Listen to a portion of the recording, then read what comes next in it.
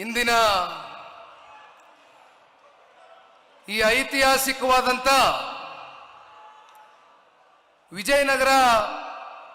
ವಿಜಯಪುರ ಜಿಲ್ಲೆಯ ಪವಿತ್ರವಾದಂತ ಒಂದು ಭೂಮಿಯಲ್ಲಿ ಸಿದ್ದೇಶ್ವರ ಅಪ್ಪಾಜಿ ಅವರ ನಡೆದಾಡಿದಿರ್ತಕ್ಕಂಥ ಈ ಒಂದು ಪುಣ್ಯ ಕ್ಷೇತ್ರದಲ್ಲಿ ಸೇರಿರ್ತಕ್ಕಂಥ ಬಿಜಾಪುರ ಜಿಲ್ಲೆ, ಬಾಗಲಕೋಟೆ ಜಿಲ್ಲೆ ಸೇರಿದಂತೆ ಕಿತ್ತೂರು ಕರ್ನಾಟಕದ ಮತ್ತು 5 ಜಿಲ್ಲೆಗಳಿಂದ ಹಳ್ಳಿಗಳಿಂದ ಬಂದು ಇವತ್ತು ಜನತಾ ಪಕ್ಷದ ಈ ಕಾರ್ಯಕ್ರಮದ ಯಶಸ್ಸಿಗೆ ವಿಶೇಷವಾಗಿ ಹಳ್ಳಿಗಳಿಂದ ಬಂದಿರತಕ್ಕಂಥ ಎಲ್ಲ ತಂದೆ ತಾಯಂದಿರುಗಳಿಗೆ, ಯುವ ಸಮುದಾಯದ ನನ್ನ ಅಣ್ಣ ತಮ್ಮಂದರಿಗೆ, ಅಕ್ಕ ತಂಗಿಯರಿಗೆ, ನಿಮ್ಮೆಲ್ಲರಿಗೂ ಕೂಡ ತುಂಬ ಹೃದಯದಿಂದ ವಂದನೆಗಳನ್ನ ಅರ್ಪಿಸಲಿಕ್ಕೆ ಬಯಸ್ತೇನೆ. ಈಗಾಗಲೇ ಸಾಕಷ್ಟು ಸಮಯ ಮೀರೋಗಿದೆ. ಮಧ್ಯಾಹ್ನ 12 ಗಂಟೆಗೆ ಸಮಾವೇಶ ಪ್ರಾರಂಭ ಆಗಬೇಕಾಗಿತ್ತು. ಬಹುಶಃ ಇವತ್ತು ದೊಡ್ಡ ಮಟ್ಟದಲ್ಲಿ ಬೃಹತ್ ಸಂಖ್ಯೆಯಲ್ಲಿ ಇವತ್ತು ಈ ಕಾರ್ಯಕ್ರಮಕ್ಕೆ ತಾವೆಲ್ಲರೂ ಕೂಡ ಹಳ್ಳಿಗಳಿಂದ ಏನು ಆಗಮಿಸಿದ್ದೀರಿ, ವೇದಿಕೆ ಮೇಲೆ ಕೂತಾಗ ಸಾಕಷ್ಟು ಜನ ಸ್ಥಳೀಯ ಮುಖಂಡರುಗಳು, ಹಿಂದೆ ಮತ್ತಷ್ಟು ಜನ ಗಾಡಿಯಿಂದ ಇಳಿದಿದ್ದಾರೆ. ಆದರೆ ಬಂದು ಕೂತ್ಕೊಳ್ಳೋದಕ್ಕೆ ಬಹುಶಃ ಜಾಗವೇ ಇಲ್ಲ ಅಂತಕ್ಕಂಥದ್ದು ಬಂಡಪ್ಪಣ್ಣವರು ಏನು ಹೇಳ್ತಾ ಇದ್ದಾರೆ ಹಿಂದೆಯಿಂದ.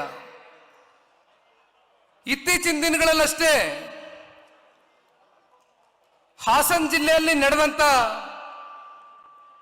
ಜನತಾ ಸಮಾವೇಶ ಬಹುಶಃ ಇಡೀ ರಾಜ್ಯಕ್ಕೆ ಒಂದು ದೊಡ್ಡ ಸಂದೇಶವನ್ನ ತಂದುಕೊಟ್ಟಿದೆ.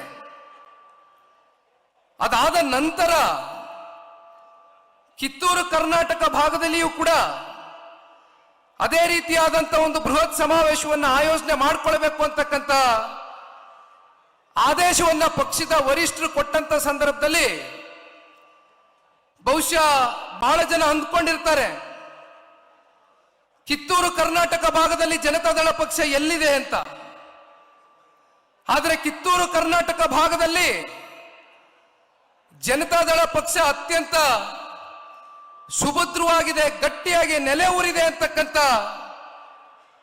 ವಿಶ್ವಾಸದೊಂದಿಗೆ ತಾವೆಲ್ಲರೂ ಕೂಡ ಇವತ್ತು ಅತ್ಯಂತ ಬೃಹತ್ ಸಂಖ್ಯೆಯಲ್ಲಿ ಈ ಕಾರ್ಯಕ್ರಮಕ್ಕೆ ಆಗಮಿಸಿ ಕಾರ್ಯಕ್ರಮದ ಯಶಸ್ಸಿಗೆ ಪಾತ್ರಧಾರರಾಗಿರ್ತಕ್ಕಂಥ ನಿಮ್ಮೆಲ್ಲರಿಗೂ ಕೂಡ ಮತ್ತೊಮ್ಮೆ ತುಂಬ ಹೃದಯದ ಧನ್ಯವಾದಗಳನ್ನ ಸಲ್ಲಿಸಲಿಕ್ಕೆ ಬಯಸ್ತೇನೆ. ವೇದಿಕೆ ಮೇಲೆ ಆಸೀನರಾಗಿರ್ತಕ್ಕಂಥ ಪಕ್ಷದ ವರಿಷ್ಠರು, ಮಾಜಿ ಪ್ರಧಾನಮಂತ್ರಿಗಳು, ಈ ಪಕ್ಷದ ಸ್ಥಾಪಕರು ಸನ್ಮಾನ್ಯ ಶ್ರೀ ದೇವೇಗೌಡರು ಸಾಹೇಬರ ಮಾರ್ಗದರ್ಶನದಲ್ಲಿ ವೇದಿಕೆ ಮೇಲೆ ಆಸೀನರಾಗಿರ್ತಕ್ಕಂಥ ಕೇಂದ್ರದ ಸಚಿವರು, ಮಾಜಿ ಮುಖ್ಯಮಂತ್ರಿಗಳು, ನಮ್ಮ ಪಕ್ಷದ ಹೆಮ್ಮೆಯ ನಾಯಕರಾಗಿರ್ತಕ್ಕಂಥ ಸನ್ಮಾನ್ಯ ಕುಮಾರಣ್ಣ ಅವರ ನಾಯಕತ್ವದಡಿ ಇಡೀ ರಾಜ್ಯ ವ್ಯಾಪ್ತಿ ಬಂದಿರತಕ್ಕಂಥ ಪಕ್ಷದ ನಾಯಕರುಗಳು ಇವತ್ತು ವೇದಿಕೆ ಮೇಲೆ ಉಪಸ್ಥಿತರಿದ್ದಾರೆ. ಆದರೆ ನಿಜವಾದಂತ ಪಕ್ಷದ ಅಧಿನಾಯಕರು ಅಂತಕ್ಕಂಥದ್ದು ಜನತಾದಳ ಪಕ್ಷದಲ್ಲಿ ಇರ್ತಕ್ಕಂಥವರು ಜನತಾದಳ ಪಕ್ಷದ ಒಬ್ಬ ಸಾಮಾನ್ಯ ಕಾರ್ಯಕರ್ತರುಗಳು ಅಂತಕ್ಕಂಥದನ್ನ ಈ ಸಂದರ್ಭದಲ್ಲಿ ನಾನು ಬಹಳ ಘಂಟಾಘೋಷವಾಗಿ ಹೇಳಲಿಕ್ಕೆ ಬಯಸ್ತೇನೆ. ಬಹಳ ಜನ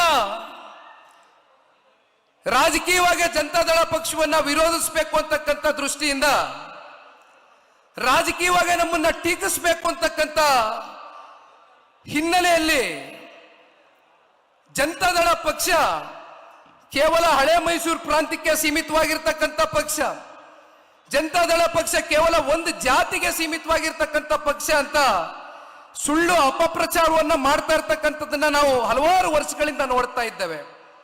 ಆದರೆ ಇವತ್ತು ವೇದಿಕೆ ಮೇಲೆ ಬಿಜಾಪುರ ಜಿಲ್ಲೆಯ ಶಾಸಕರು ರಾಜುಗೌಡರು ಕೂಡ ಈಗ ತಾನೇ ಮಾತನಾಡಿದ್ದಾರೆ. ಬಸವನ ಬಾಗೇವಾಡಿಯ ಮುಂಬರ್ತಕ್ಕಂಥ ದಿನಗಳಲ್ಲಿ ಶಾಸಕರಾಗ್ತಕ್ಕಂಥ ಅಪ್ಪುಗೌಡರು ಮಾತನಾಡಿದ್ದಾರೆ. ಜೊತೆಯಲ್ಲಿ ಇಂಡಿಯಾ ಅತ್ಯಂತ ಸಾಮಾನ್ಯರಲ್ಲಿ ಒಬ್ಬರಾಗಿ ಬಹುಶಃ ಅವರು ಮಾತಾಡಬೇಕಾದ್ರೆ ಅವರ ಮಾತಿನಲ್ಲಿ ಇದ್ದಂತ ಆ ನೋವನ್ನ, ಅವರ ಭಾವನೆಗಳನ್ನ ಅವರು ವೇದಿಕೆ ಮೂಲಕ ಏನು ಹಂಚ್ಕೊಂಡ್ರು. ಒಂದು, ನಾನು ಬಿ ಡಿ ಪಾಟೀಲ್ರಿಗೆ ಈ ಸಂದರ್ಭದಲ್ಲಿ ಪಕ್ಷದ ಕಾರ್ಯಕರ್ತನಾಗಿ ಪಕ್ಷದ ವರಿಷ್ಠರ ಮುಂದೆ ತಿಳಿಸ್ಲಿಕ್ಕೆ ಬಯಸ್ತೇನೆ. ಬಿ ಡಿ ಪಾಟೀಲ್ರು ಆರ್ಥಿಕವಾಗಿ ಸದೃಢರು ಇಲ್ಲದೆ ಇರಬಹುದು, ಆದರೆ ಅವರಲ್ಲಿ ಇರ್ತಕ್ಕಂಥ ಹೃದಯ ಶ್ರೀಮಂತಿಕೆ ಬಹುಶಃ ಮುಂದೊಂದು ದಿನ 2 ಚುನಾವಣೆಗಳಲ್ಲಿ ಸನ್ಮಾನ್ಯ ಕುಮಾರಣ್ಣವರು ಹಾಗೂ ಸನ್ಮಾನ್ಯ ದೇವೇಗೌಡರು ಸಾಹೇಬರು ಪಕ್ಷದಿಂದ ಅವರಿಗೆ ಇಂಡಿ ವಿಧಾನಸಭಾ ಕ್ಷೇತ್ರದಿಂದ ಸ್ಪರ್ಧೆ ಮಾಡತಕ್ಕಂಥ ಒಂದು ಅವಕಾಶವನ್ನೇ ಏನು ಕೊಟ್ಟಿದ್ರು. ಅತ್ಯಂತ ಅಲ್ಪ ಮತದಿಂದ ಅವರು ಪರಾರ್ಜಿತಗೊಂಡಿದ್ರು ಕೂಡ ಬಹುಶಃ ಅವರು ಅತ್ಯಂತ ಜನಪ್ರಿಯತೆ ಮತ್ತೆ ಜನಾನುರಾಗಿಗಳಾಗಿ ಇಂಡಿ ವಿಧಾನಸಭಾ ಕ್ಷೇತ್ರದಲ್ಲಿ ಇವತ್ತಿಗೂ ಕೂಡ ಹೋರಾಟದ ಕಿಚ್ಚನ್ನ ಬಿಡದೆ ಓಡ್ತಾ ಇರ್ತಕ್ಕಂಥದ್ದು ನೋಡಿದ್ರೆ 100ಕ್ಕೆ 100 ಇಂಡಿ ಭಾಗದಿಂದ ಬಂದಿರತಕ್ಕಂಥ ಎಲ್ಲ ತಂದೆ ತಾಯಂದಿರುಗಳು, ಯುವಕ ಮಿತ್ರರು ಮುಂದೊಂದು ದಿನ ಬಿ ಡಿ ಪಾಟೀಲ್ರನ್ನ ಶಾಸಕರಾಗಿ ಮಾಡ್ತೀರಾ ಅಂತಕ್ಕಂಥ ಸಂಪೂರ್ಣ ಆತ್ಮವಿಶ್ವಾಸ ಈ ಪಕ್ಷದ ಒಬ್ಬ ಯುವ ಕಾರ್ಯಕರ್ತನಾಗಿ ನನ್ನಲ್ಲಿದೆ. ಪಾಪ ಕೇಳ್ತೀರಾ, ಜನತಾದಳ ಪಕ್ಷ ಒಂದು ಜಾತಿಗೆ ಸೀಮಿತ ಅಂತ. ಬಿ ಡಿ ಪಾಟೀಲ್ರು ಒಬ್ಬ ಕುರುಬ ಸಮುದಾಯದಿಂದ ಬಂತಕ್ಕಂಥ ಒಬ್ಬ ವ್ಯಕ್ತಿ. ಜನತಾದಳ ಪಕ್ಷ ಯಾವತ್ತಿಗೂ ಕೂಡ ಒಂದು ಜಾತಿಗೋ ಧರ್ಮಕ್ಕೋ ಸಮುದಾಯಕ್ಕೋ ಸೀಮಿತವಾಗಿ ಈ ಪಕ್ಷ 25 ವರ್ಷ ಈ ರಾಜ್ಯದಲ್ಲಿ ಪೂರೈಕೆಯನ್ನ ಮಾಡಿಲ್ಲ. ಹಾಗಾಗಿ ಬಿ ಡಿ ಪಾಟೀಲ್ರು ಇವತ್ತು ಒಂದು ಸಣ್ಣ ಉದಾಹರಣೆ ನಮ್ಮ ಕಣ್ಮುಂದೆ ಇದ್ದಾರೆ. ನಾಗ್ಠಣ ವಿಧಾನಸಭಾ ಕ್ಷೇತ್ರದ ನಿಕಟಪೂರ್ವ ಶಾಸಕರು ದೇವಾನಂದ್ ಚೌಹಾಣ್ಜಿರವರು ಮತ್ತೆ ಅವರ ಧರ್ಮಪತ್ನಿ ಸುನೀತಮ್ಮ ಅವರು ಕೂಡ ಇಲ್ಲೇ ಎಲ್ಲೋ ಬಹುಶಃ ಇಲ್ಲೇ ಕೂತಿದ್ದಾರೆ ವೇದಿಕೆ ಮೇಲೆ. ಬಹುಶಃ ಇವತ್ತಿನ ಈ ಒಂದು ಸಮಾವೇಶ ಪ್ರಾರಂಭ ಆದಾಗ ಒಂದು ಕಿರುಚಿತ್ರವನ್ನ ನಾವು ನೋಡ್ತಾ ಇದ್ವು.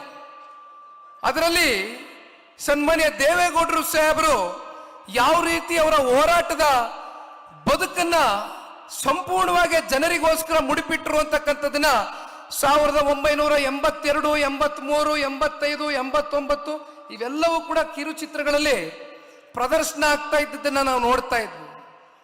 ಬಿಜಾಪುರ ಜಿಲ್ಲೆ ಮತ್ತೆ ಬಾಗಲಕೋಟೆ ಜಿಲ್ಲೆಯಲ್ಲಿ ಆಧುನಿಕ ಭಗೀರಥ ಅಂತಕ್ಕಂಥದ್ದು ಅನ್ನಿಸ್ಕೊಂಡಿದ್ರೆ ಯಾರಾದ್ರೂ ಅದು ಪುಣ್ಯಾತ್ಮ ಸನ್ಮಾನ್ಯ ದೇವೇಗೌಡರು ಸಾಹೇಬರು ಇವತ್ತೇನಿಲ್ಲ ಕೂತಿದ್ದಾರೆ ಈ ವೇದಿಕೆಯಲ್ಲಿ.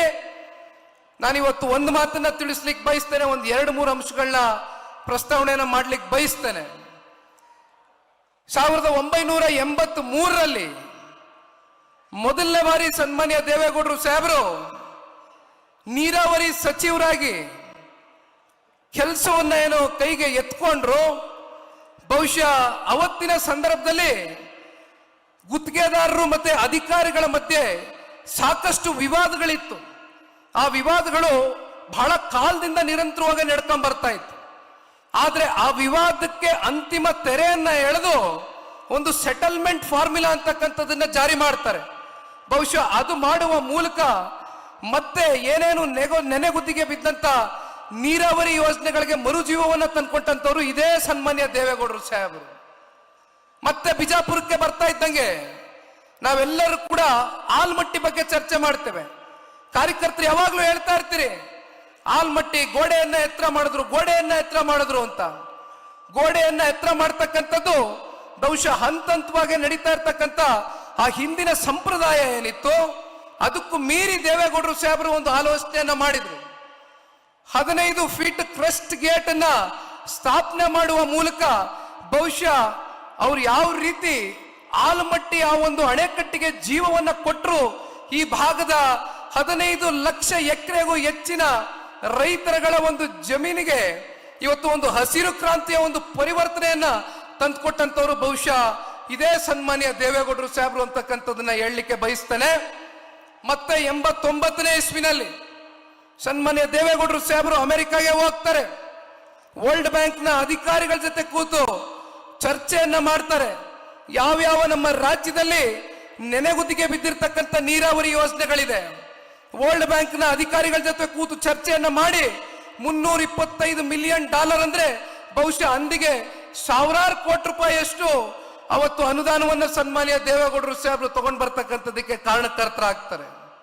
ಈ ರೀತಿ ಅನೇಕ ಕಾಮಗಾರಿಗಳು ಬಹುಶಃ ಅವರು ಮಾಡಿರ್ತಕ್ಕಂಥದ್ದನ್ನ ಇವತ್ತು ಬಹುಶಃ ಮಾತನಾಡ್ತಕ್ಕಂಥದಕ್ಕೆ ಪದಗಳಲ್ಲಿ ಇವತ್ತು ಅದನ್ನು ವರ್ಣಿಸ್ಲಿಕ್ಕಾಗೋದಿಲ್ಲ. ಅನೇಕ ವಿಚಾರಗಳಿದೆ. ಮತ್ತೊಂದು ಕಡೆ ಕಾಂಗ್ರೆಸ್ನವ್ರು ಏನಪ್ಪ ಮಾಡ್ತಾರೆ ಅಂದ್ರೆ, ಇದೇ 2013ರಲ್ಲಿ ವಿಧಾನಸಭೆಯ ಸಾರ್ವತ್ರಿಕ ಚುನಾವಣೆ ಬರುತ್ತೆ. ಆಗ ಬರ್ತಾರೆ, ಕಾಂಗ್ರೆಸ್ನ ನಡೆ ಕೃಷ್ಣ ಕಡೆಗೆ ಅಂತ ಹೇಳ್ತಾರೆ.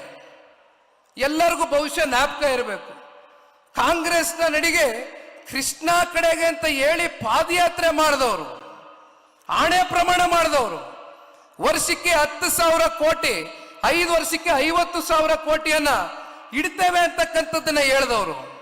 ಮತ್ತೇನಾಗುತ್ತೆ, UKP 3ನೇ ಹಂತ 17,000 ಕೋಟಿ ಅವತ್ತು ಸಂಪೂರ್ಣಗೊಳಿಸಬಹುದಾಗಿತ್ತು, 17,000 ಕೋಟಿ ರೂಪಾಯಿ ವೆಚ್ಚದಲ್ಲಿ UKP 3ನೇ ಹಂತ.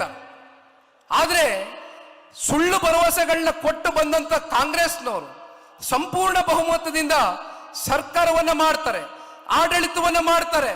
ಆದ್ರೆ ಕೊಟ್ಟಂತ ಭರವಸೆಯಲ್ಲಿ ಕನಿಷ್ಠ ಪಕ್ಷ ಅರ್ಧನಾದ್ರೂ ಭರವಸೆಯನ್ನ ಈಡೇರಿಸ್ತಕ್ಕಂಥದ್ರಲ್ಲಿ ಸಂಪೂರ್ಣವಾಗಿ ವಿಫಲರಾಗ್ತಾರೆ ಕಾಂಗ್ರೆಸ್ನವರು. ಅವರು ಮಾಡಿದಂತ ಪಾಪದ ಫಲವೇ 17,000 ಕೋಟಿಗೆ ಇದ್ದಂತ ಒಂದು ಪ್ರಾಜೆಕ್ಟ್ ಕಾಸ್ಟ್ ಏನಿತ್ತು, ಆ ಕಾಸ್ಟ್ ಎಸ್ಕಿಲೇಷನ್ ಆಗಿ 87,000 ಕೋಟಿಗೆ ಇವತ್ತು ಹೋಗಿ ತಲುಪಿದೆ. ಹತ್ತತ್ರ 70,000 ಕೋಟಿಯಷ್ಟು 17,000 ಕೋಟಿಗೆ ಆಗ್ಬೇಕಾದಂತ ಕಾಮಗಾರಿ ಸಂಪೂರ್ಣ ಕಾಸ್ಟ್ ಎಸ್ಕಿಲೇಷನ್ ಆಗಿ ಗಗನಕ್ಕೆ ಹೋಗಿ ತಲುಪಿದೆ. ಮತ್ತೆ 2023 ಮೊನ್ನೆ ನಡೆದಂತ ಸಾರ್ವತ್ರಿಕ ವಿಧಾನಸಭಾ ಚುನಾವಣೆಯಲ್ಲಿ ಅಲ್ಲಿಯೂ ಒಂದು ಮಾತು ಕೊಡ್ತಾರೆ.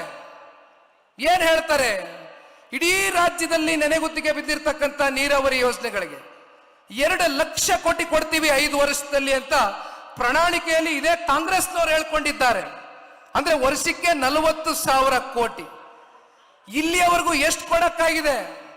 ಜಲಸಂಪನ್ಮೂಲ ಇಲಾಖೆಯಿಂದ ನೀಡಬೇಕಾಗಿರ್ತಕ್ಕಂಥ ಹಣ ಏನು ನೀರಾವರಿಯ ಯೋಜನೆಗಳಿಗೆ, ಆ ಹಣವನ್ನು ಕೂಡ ಇವತ್ತು ಗ್ಯಾರಂಟಿ ಯೋಜನೆಗಳಿಗೆ ಬಳಕೆ ಮಾಡ್ಕೊಂಡು ಇವತ್ತು ಸಂಪೂರ್ಣವಾಗಿ ನಮ್ಮ ರಾಜ್ಯದಲ್ಲಿ ಎಲ್ಲ ನೀರಾವರಿ ಯೋಜನೆಗಳಿಗೂ ಕೂಡ ಇವತ್ತು ಒಂದು ಸ್ಥಗಿತವನ್ನು ಹಾಕಿರ್ತಕ್ಕಂಥದ್ದು ಇದೇ ಕಾಂಗ್ರೆಸ್ನ ಪಕ್ಷ.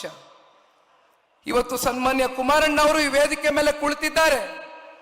ಕುಮಾರಣ್ಣ ಅವರು ಈ ರಾಜ್ಯದ ಮುಖ್ಯಮಂತ್ರಿಗಳಾದಾಗ ಒಂದು ಸುವರ್ಣ ಯುಗ ಕರ್ನಾಟಕ ರಾಜ್ಯ ನೋಡಿದಂತ ದಿನಗಳು. ಬಹುಶಃ ಇವತ್ತು ನಾವು ನೀವು ಅನೇಕ ಬಾರಿ ಚರ್ಚೆ ಮಾಡ್ತಾ ಇರ್ತೇವೆ. 2 ಬಾರಿ ರೈತರ ಸಾಲ ಮನ್ನಾ ಮಾಡಿದ್ದಾರೆ, ಜೊತೆಯಲ್ಲಿ ಗ್ರಾಮ ವಾಸ್ತವ್ಯ ಅಂತಕ್ಕಂಥ ಯೋಜನೆಗಳು, ಭಾಗ್ಯಲಕ್ಷ್ಮಿ ಯೋಜನೆ ಇರ್ಬೋದು, ಸೈಕಲ್ ವಿತರಣೆ ಕಾರ್ಯಕ್ರಮಗಳಿರ್ಬೋದು, ಸಾರಾಯಿ ಲಾಟ್ರಿಯನ್ನ ನಿಷೇಧ ಮಾಡಿದಂಥದ್ದು ಇರ್ಬೋದು. ಈ ರೀತಿ ಹಲವಾರು ಕಾರ್ಯಕ್ರಮಗಳನ್ನ ಅತ್ಯಂತ ಅಲ್ಪ ಅವಧಿಯಲ್ಲಿ ಕೊಟ್ಟಂಥದ್ದು ಸನ್ಮಾನ್ಯ ಕುಮಾರಣ್ಣ ಅವರು. ಪಾಪ ಬಹಳ ಜನ ನಮ್ಮನ್ನ ಹೀಯಾಳಿಸ್ತಾ ಇರ್ತಾರೆ, ಜನತಾದಳ ಪಕ್ಷ ಸಂಪೂರ್ಣ ಬಹುಮತದಿಂದ ಈ ರಾಜ್ಯದಲ್ಲಿ ಸರ್ಕಾರವನ್ನು ಸ್ಥಾಪನೆ ಮಾಡಕ್ ಆಗೋದಿಲ್ಲ ಅಂತ ವಿರೋಧಿಗಳಿಗೆ ಇವತ್ತು ಈ ವೇದಿಕೆ ಮೂಲಕ ನಾನೊಂದು ಮಾತನ್ನ ತಿಳಿಸ್ಲಿಕ್ಕೆ ಬಯಸ್ತೇನೆ. ಯುದ್ಧದಲ್ಲಿ ಸೈನಿಕರು ಎಷ್ಟು ದೊಡ್ಡ ಗಾತ್ರದಲ್ಲಿ ಇದ್ದಾರೆ ಅಂತಕ್ಕಂಥದ್ದು ಮುಖ್ಯ ಅಲ್ಲ, ಸೈನಾಧಿಪತಿಗೆ ಇರ್ತಕ್ಕಂಥ ಧೈರ್ಯ ಎಂತದ್ದು ಅಂತಕ್ಕಂಥದ್ದು ಮುಖ್ಯ. ನಮ್ಮ ಸೈನ್ಯಾಧಿಪತಿಗೆ ಇರ್ತಕ್ಕಂಥ ಧೈರ್ಯ ಮತ್ತೆ ಆ ದಾರಿ ಬಹುಶಃ ಮುಂದೊಂದು ದಿನ ಜನತಾದಳ ಪಕ್ಷವನ್ನ ಜನತಾ ಸರ್ಕಾರ ಮತ್ತೆ NDA ಮಿತ್ರಕೂಟದ ಸರ್ಕಾರವನ್ನ ಮುಂದೊಂದು ದಿನ ನಾವೆಲ್ಲರೂ ಕೂಡ ಕಾಣ್ತೇವೆ. ಕುಮಾರಣ್ಣ ಅವರು ನಾಯಕರಷ್ಟೇ ಅಲ್ಲ, is just not a leader, is the total majority ಅಂತಕ್ಕಂಥದ್ದು ಮುಂಬರ್ತಕ್ಕಂಥ ದಿನಗಳಲ್ಲಿ ಬಹುಶಃ ಸಾಬೀತು ಮಾಡ್ತಕ್ಕಂಥ ದಿನ ಬಹಳ ದೂರ ಇಲ್ಲ ಅಂತಕ್ಕಂಥದನ್ನ ಈ ಸಂದರ್ಭದಲ್ಲಿ ನಾನು ಬಹಳ ಗಟ್ಟಿಯಾಗಿ ಕಾರ್ಯಕರ್ತನಾಗಿ ನಂಬಿದ್ದೇನೆ. ಬಹಳ ಜನ ಮಾಧ್ಯಮದ ಸ್ನೇಹಿತರು ಬೆಳಗ್ಗೆಯೂ ಕೂಡ ನನಗೆ ಪ್ರಶ್ನೆ ಮಾಡ್ತಾ ಇದ್ರು, ಸರ್ 3 ವರ್ಷ ಆಯ್ತು, ಯಾವಾಗ ಬೀದಿಗಿಳಿತೀರಿ, ಯಾವಾಗ ಹೋರಾಟ ಮಾಡ್ತೀರಿ, ಯಾವಾಗ ಕೈಗೆ ಎತ್ಕತ್ತೀರಿ? ಎಲ್ಲರೂ ಕೂಡ ಬೇಸತ್ತಿದ್ದಾರೆ, ನಿಮ್ಮ ಪಕ್ಷ ಯಾವಾಗ ಬೀದಿಗಿಳಿತೀರಿ ಅಂತ. ನಾವು ಒಂದು ಸ್ವಲ್ಪ ಸಮಯ ಕೊಡೋಣ ಅಂತ ಕಾಯ್ತಾ ಇದ್ವಿ.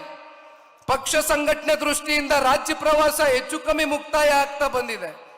ಮುಂದಿನ ತಿಂಗಳಿಂದ ಸನ್ಮಾನ್ಯ ದೇವೇಗೌಡರು ಸಾಹೇಬರ ಮಾರ್ಗದರ್ಶನವಿದೆ, ಸನ್ಮಾನ್ಯ ಕುಮಾರಣ್ಣ ಅವರ ನಾಯಕತ್ವದಡಿ ಪಕ್ಷ ಇನ್ನು 2 ವರ್ಷಗಳ ಕಾಲ ನಿರಂತರವಾಗಿ ಬೀದಿಗೆ ಇಳಿದು ಹೋರಾಟವನ್ನ ಮಾಡ್ತಕ್ಕಂಥ ಶಪಥವನ್ನ ಪ್ರತಿಜ್ಞೆಯನ್ನ ಇವತ್ತು ನಮ್ಮ ಬಿಜಾಪುರ ಜಿಲ್ಲೆಯ ಈ ಒಂದು ಸಮಾವೇಶದ ಮೂಲಕ ಈ ಪಕ್ಷದ ಒಬ್ಬ ಯುವ ಕಾರ್ಯಕರ್ತನಾಗಿ ಬಹಳ ಗಟ್ಟಿಯಾಗಿ ನಿಮಗೆ ತಿಳಿಸ್ಲಿಕ್ಕೆ ಬಯಸ್ತಾ ಇದ್ದೇನೆ. ಬಹುಶಃ ಈಗಾಗಲೇ ಸಮಯ ಸಾಕಷ್ಟು ಮೀರೋಗಿದೆ, ಇನ್ನೂ ಮಾತನಾಡ್ತಕ್ಕಂಥದಕ್ಕೆ ಹಲವಾರು ವಿಚಾರಗಳಿದೆ. ಆದ್ರೆ ತಾವೆಲ್ಲರೂ ಕೂಡ ಬಹಳ ದೂರದಿಂದ ಬಂದಿದ್ದೀರಿ.